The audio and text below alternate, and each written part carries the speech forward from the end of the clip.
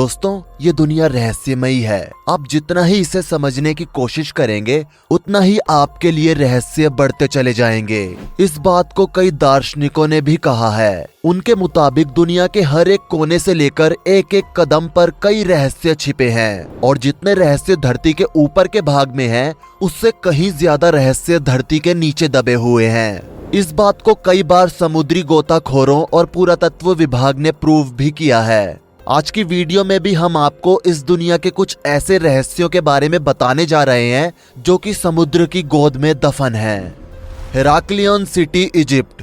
दोस्तों, करीब साल 2000 के आसपास फ्रांस के एक आर्कियोलॉजिस्ट इजिप्ट में अपने किसी प्रोजेक्ट के चलते हुए गए थे, लेकिन उनका वो प्रोजेक्ट किसी कारण से फेल हो गया और वो इजिप्ट के भूमध्य सागर के एक छोर पर खड़े हो गए। वो अपने प्रोजेक्ट के फेल होने के बारे में सोच ही रहे थे कि तभी उनके दिमाग में पता नहीं क्या सूझा और वो अपनी स्विमिंग एक्सेसरीज के साथ पानी के अंदर उतर गए। उनके साथ उनका क्रू भी था। करीब 4 घंटे पानी में अंदर रहने के बाद उन्हें समुद्र के अंदर कुछ अवशेष मिले। ये अवशेष देखने में बहुत कीमती और राजसी लग रहे थे। उन अवशेषों को लेकर वो आर्कियोलॉजिस्ट बाहर आ गए और उन पर रिसर्च जारी की। रिसर्च से पता चला कि इन अवशेषों का सीधा ताल्लुक इजिप्ट के ऑटोमन साम्राज्य से है। उस आर्कियोलॉजिस्ट ने अपनी टीम बढ़ाई और दोबारा से समुद्र में गोताखोरी की और उसमें पता चला कि इजिप्ट में एक हेराक्लियन एम्पायर थी जो कि 8 ईसा पूर्व में एक भयानक प्रलय में समुद्र में डूब गई थी। उस समय वहां पर करीब 1 लाख लोग मौजूद थे जो कि समुद्र के अंदर डूबकर मर गए थे।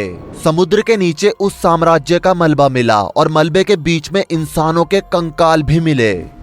Roman Empire, Venice.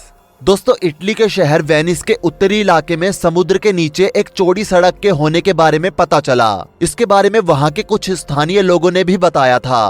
पहले तो मामला गंभीरता से नहीं लिया गया और इसे बिल्कुल हल्के में ले लिया गया, लेकिन बाद में कुछ खोजकर्ताओं ने इस बात को गंभीरता से लिया और खोज जारी की। समुद्र में सड़क होने का ये कॉन्सेप्ट सबके दिमाग से बाहर था, लेकिन जब समुद्र के अंदर जाकर देखा गया तो वास्तव में एक सड़क मिली। ये सड़क सन 1980 के दशक में खोज ली गई थी। इस पर लगातार रिसर्च चलती रही। वेनिस में स्थित इंस्टीट्यूट ऑफ मरीन साइंस की प्रोफेसर फैंटिना मैड्रिकाडो ने इस पर बहुत रिसर्च की और रिसर्च के बाद कहा कि कई हजारों साल पहले ये हिस्सा बिल्कुल सूखा था। उस समय वेनिस के बारे में कोई जानता भी नहीं था। तब लोग इस सड़क का इस्तेमाल आयात निर्यात के लिए किया करते थे।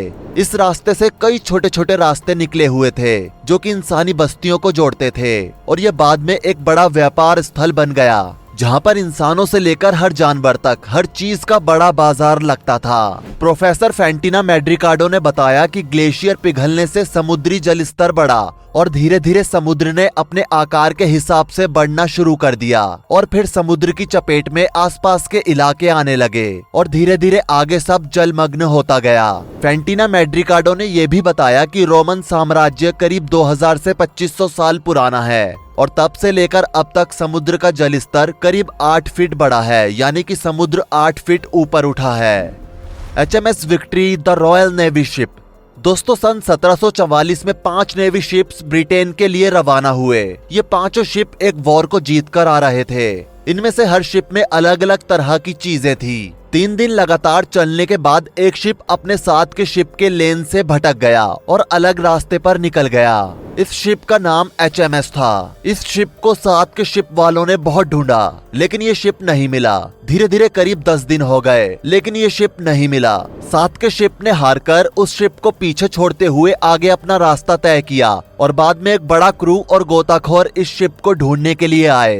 गोताखोरों ने इस शिप को करीब 1 साल तक ढूंढा, लेकिन फिर भी इस शिप का कोई नामो निशान नहीं मिला, जिसके बाद लोगों ने हार मान ली और अपने रास्ते वापस हो गए। असल में इस शिप पर करीब 1100 कैदी भी थे जिन्हें युद्ध के दौरान बंदी बनाया गया था। लोगों को लगा शायद शिप पर इन कैदियों ने कब्जा कर लिया हो और शिप को कहीं और ही ले गए हों, लेकिन काफी समय बीत गया, शिप की कोई खबर नहीं मिली। धीरे धीरे कई लोग इस बात को भूलते गए, लेकिन साल 2009 में फ्लोरिडा के समुद्र में इस जहाज के कुछ अवशेष पाए गए और गोताखोरों की एक बड़ी टीम ने इसे ढूंढ निकाला। कुछ बड़े नेवी ऑफिसर्स को जब उस जहाज के अवशेष दिखाए गए तो उन्होंने भी कहा, हमने जैसा इस जहाज के बारे में पढ़ा था ये जहाज बिल्कुल वैसा ही है जहाज से कुछ पुरानी प्रीमियम विंटेज शैंपियन की बॉटल्स मिली। जहाज के अंदर प्रवेश करने पर देखा गया कि अंदर अब मछलियों ने अपना घर बना लिया है। साथ ही जो 1100 कैदी थे उनमें से कुछ तो शायद बाहर निकल गए थे, लेकिन कुछ वहीं फंसे रह गए और मर गए, जिनके कंकाल भी वहीं पर थे।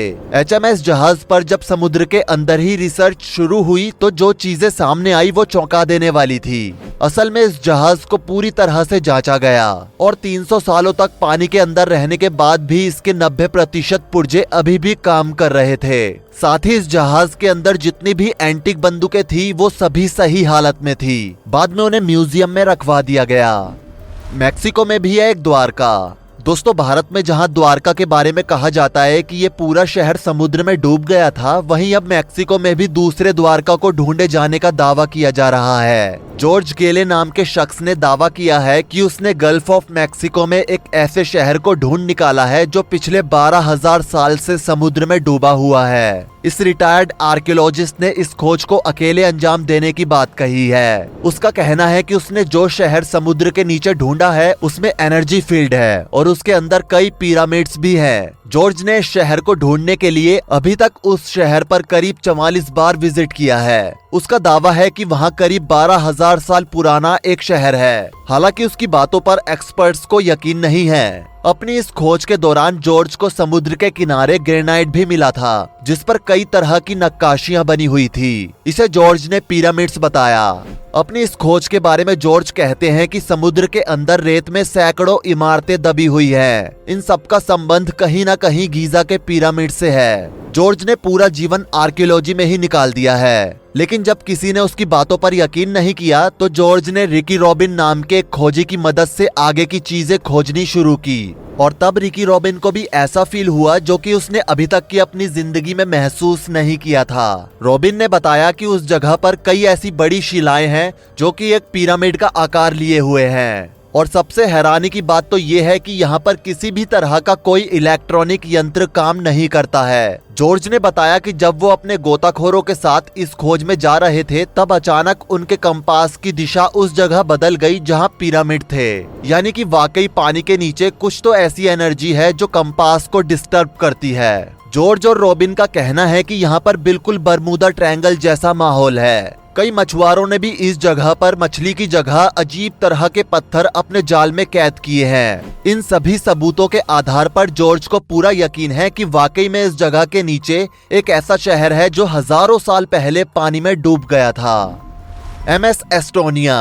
दोस्तों, हाल ही के दिनों में एक सबसे बड़ा हादसा इंटरनेशनल सेंसेशन बना हुआ है। असल में MS एस्टोनिया एक क्रूज था जो कि साल 1994 को बाल्टिक सागर में डूब गया था। ये स्टॉकहोम से तालिन जा रहा था। जहाज कैसे डूबा इस बात की कोई खास जानकारी नहीं है, इसलिए इस पर हमेशा विवाद रहता है। लेकिन इस हादसे में 800 लोग मारे गए थे। साधारण मान्यता ये है कि खराब मौसम की वजह से ये जहाज डूब गया, लेकिन कुछ लोगों का मानना है कि इस जहाज का सेना के साथ संबंध था, इसलिए दुश्मन देशों ने इसे बम लगाकर उड़ा दिया।